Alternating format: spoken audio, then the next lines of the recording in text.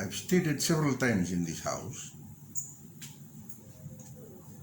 that we wanted to present our traditional ceremonies of Matiringasao, seeking forgiveness from those that were hurt, especially Prime Minister Mahendra Chaudhry and his colleagues and others that have been hurt by what had happened. That is why we wanted to present our Matiringasao. You heard from the Honorable Prime Minister this morning, he said, no, I told His Excellency the President not to be there, not to receive the... But Fijivillage probably has videos of the function that we held at the ground here. He graced the occasion, Ratu Naiqama. Prime Minister Ngarase was there with his cabinet. By then I was also a member of the cabinet. But since we were part of the people that were involved in this, by way of support or whatever, not good holding up guns or whatever, no. Just by silently sitting there, supporting, we adopted it. And as such,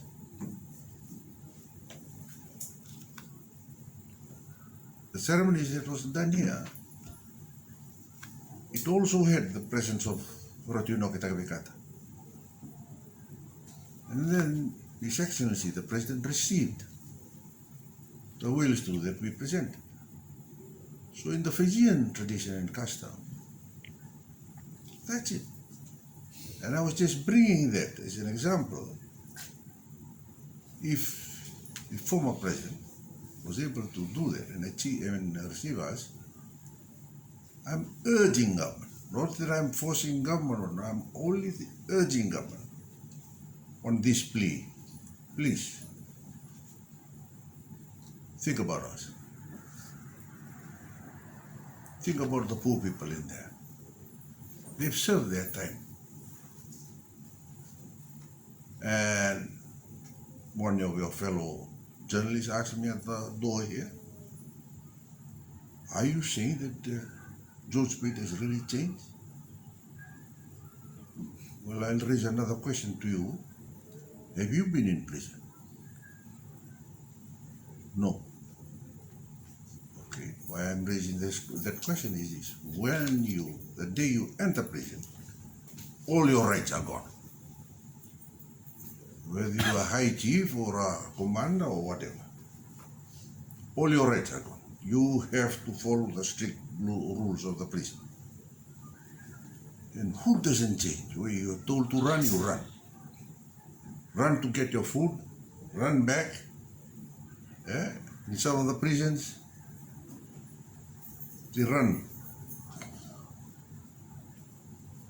with their bucket full of whatever they've disposed of. The smell and all that remains in the room, even if it's a 3-room cubicle, the 3 will have to bear with it. And imagine that in the 10 or 20 years that one serves. Oh, big change that you see in people coming out. But then there are those that hardly change. But in my speech I said, no. Those that have adhered and followed the strict guidelines of the prisons, and if the prisons feel they ought to be considered for release, that is what I'm asking.